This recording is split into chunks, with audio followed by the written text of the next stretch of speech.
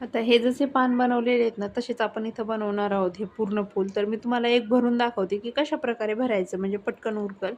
तर हे बघू शकता इथं मी मधलं भरतीये. इथे एक स्टिच घेतला. त्याच्या शेजारी इथं दुसरा घेतला. सिल्क थ्रेड घेतलेले आहेत खालच्या साईडनं 2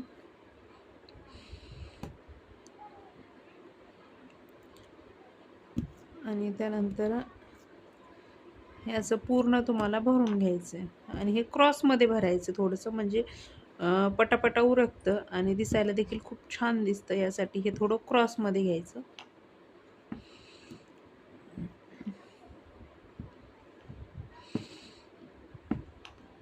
सिल्क थ्रेड खूप जणींना जमत नाही, तर त्यासाठी हा व्हिडिओ बनवला होता मी. आणि इथं असं झाल्यानंतर इथं तुम्हाला लगेच गाठ मारून द्यायची आहे.